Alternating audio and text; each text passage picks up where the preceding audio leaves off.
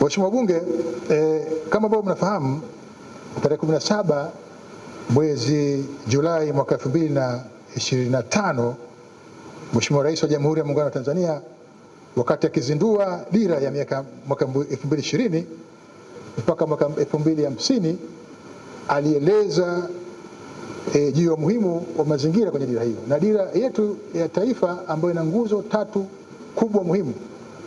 Ina nguzo yake moja muhimu katika nguzo hizo 3 inahusu masuala ya mazingira na ustahimilivu wa mabadiliko ya tabia nchi. Kwa hiyo ili kufikia lengo la dira la mwaka 2050, serikali kupitia ofisi ya Makamu wa Rais kwa kushirikiana na wadau imeandaa program ya kimageuzi. Program hii ni program ya aina yake, na pindipo program hii itatekelezwa, changamoto zote zinazohusu masuala ya mazingira katika nchi yetu zinakwenda kwa historia.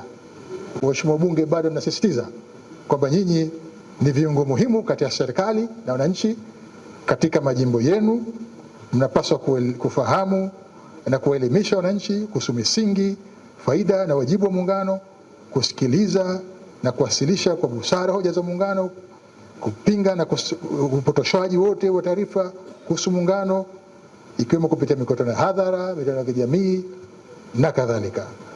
Na kwa kufanya hivyo, waheshimiwa wabunge, mtakuwa mabalozi wa amani, umoja na mshikamano wa taifa letu, jambo ambalo ni moja katika tunu na faida kubwa sana za muungano wetu, ni kuona nchi yetu mpaka leo inaendelea kuwa amani na mshikamano na umoja, na ndio inasababisha hata leo tuko hapa na tukaweza kufanya shughuli mbalimbali za kimaendeleo. Kwa hiyo waheshimiwa wabunge, hii ni nguzo muhimu sana katika kulinda, kuimarisha muungano wetu kupitia kutunga sheria, kusimamia serikali, kuelimisha wananchi, kuwakilisha taifa hata nje ya nchi, kimataifa.